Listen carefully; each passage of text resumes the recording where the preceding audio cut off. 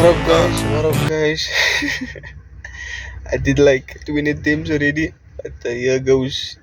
Didn't get past the 20-second mark, but I pray that this one is gonna get past the 20-second mark. But what is forex? Alright, what is the FX market? FX stands is abbreviation for forex. Forex is abbreviation for foreign exchange. So in the forex market, currencies is being exchanged in the economy, which either makes the economy strong or the economy weak, which leads to, say for example, the South Africa's economy is doing good. That means the rand is doing good, and which means a growth. So the NEP against the rand is gonna be weaker. Second. Right, I'm back. As I was making the video, I was just thinking to myself, I need to be more structured with the content, to make the lesson more impactful on the audience, to impact you more, yes, and it's better you grab a pen or paper and make a few notes if you eager in learning and pursuing forex. So the more currency being exchanged in the economy, the better for the economy. That means growth. For example, like say if you go to the United States now and you want to exchange your rand for dollars, that means you're bringing more money into the economy, changing your money into dollars to use it in the economy because they use dollars. So that means a growth for the United States. So the more, the better for the economy. Let me just show you an example here.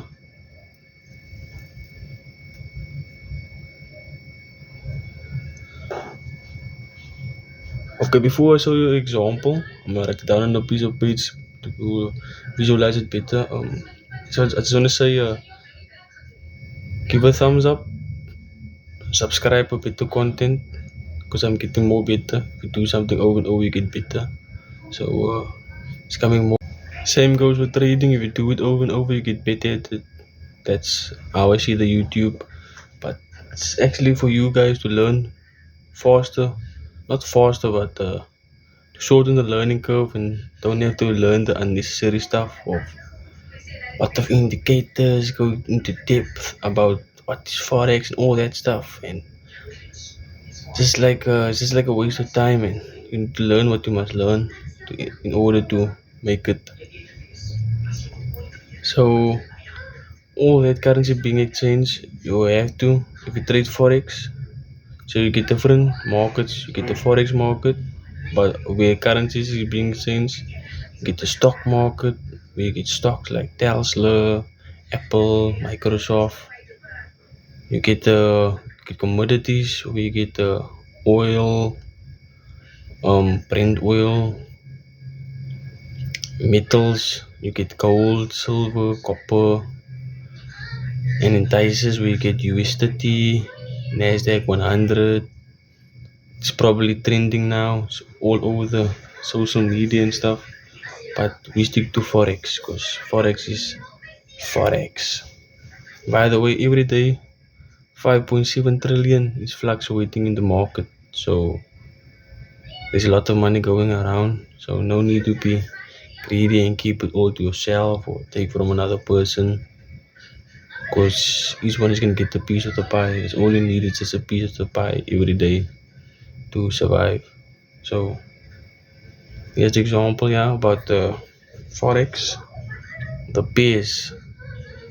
So in order to trade, you must trade a forex pair, meaning two pairs against each other. So as I said, for example, the USD ZAR, if the rand is getting strong, meaning ZAR. If the ZAR is getting strong, the economy is getting strong, that's going to be a sell of the pair. Let me just show you on the page quick. Pricing quote. So you're trading the USD ZAR, no? So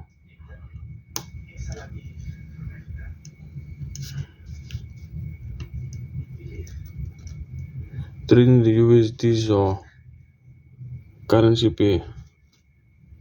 Alright. So this is your base pair. So the quote page, this is a quote pair. Shit. Quote pair, right? So that being said,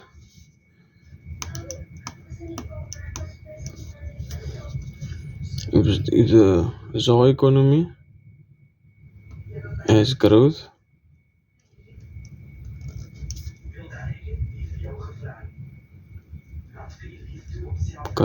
plus percentage, and simultaneously the USD ZAR is negative percentage, meaning the USD ZAR economy is getting weak. That means that this currency pair is gonna sell, go down. It's gonna sell down.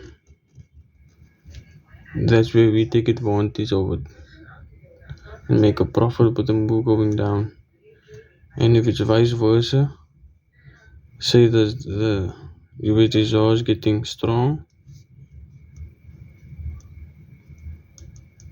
plus percentage, and the ZAR is getting weak, negative percentage. That means this currency pair is going up. Stronger USD ZAR with the base means it's going up, and that's when we buy. Down when we sell, and up when we buy. So you can make money when you buy, when it's going up, and you can make money when you sell, when it's going down. Currency pair, or pairs, two pairs, the base and the quote pair. Now with that being said, now you know about the base and the quote in the currency pair. So when someone says buy USD ZAR, you know that either the ZAR's economy is down or the USD is strong. And when they say sell USD ZAR, you know the ZAR is strong or the USD is down. The economy is down. But it's not only that influences the forex pair. There's three main components that influences a pair.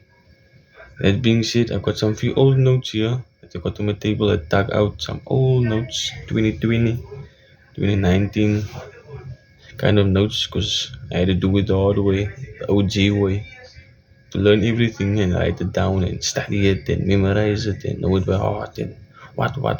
That's why I could make the video earlier out of my head, but it's better if I got a few notes in place and structured the video better, because that's gonna give you or get the content more better to you viewing this video. And thanks for viewing this video, taking your time to actually view the video, because you want to learn.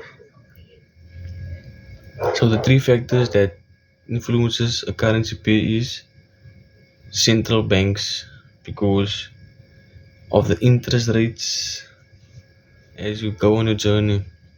Also, the national economy, as I was talking about, the GDP, inflation, deflations, trade balance reports, employment statistics, all that goody, NFPs, non-form, payrolls, and then you get the politics also, third one. It's the polity of government, public statements, change of officials, military conflict. That's all factors that contributes to a currency. Meaning you can either make the currency strong or weak. But as a trader, you have to observe all this. You have to observe all that, because that's what influences a currency pair. Now the three factors that drives the market are technical analysis, fundamental analysis, and sentimental analysis. Technical analysis explains itself, because it's what we do as traders. We mark up charts with the tools we use on TradingView, trend lines, supply and demand zones, horizontal lines. That's what technical analysis is to seek patterns out in the market that reoccurs. So fundamental analysis is most of that what I explained early on, what affects a currency. Like then, so fundamental analysis is news.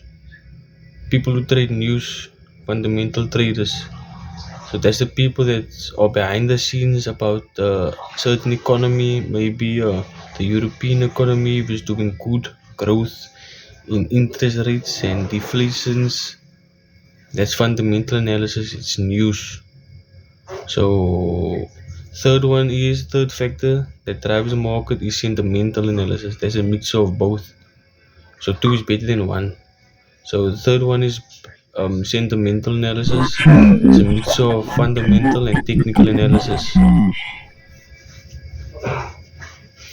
and that is to back up your strategy even more. Yep. So that's the factors that drives the market and the influences that influence the currency pair, like central banks, because banks move the market. They got a lot of money. People who got a lot of money move the market. When they come out with the interest rates, they go on a quantitative easing. That's when banks move the market.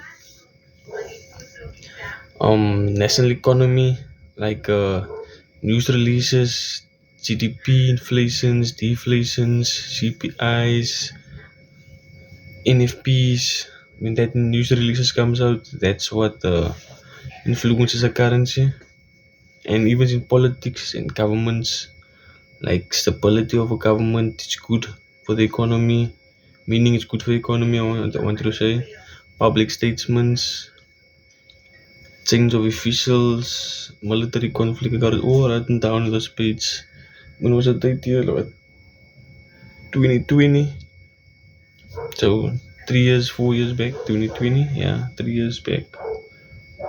Um, that's that. And the fact that drives the market is the technical analysis, fundamental analysis, and sentimental analysis.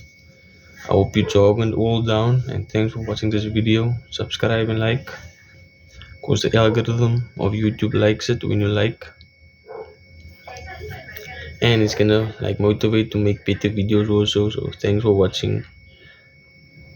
Safe journey on the trading journey. Sharp, sharp, away.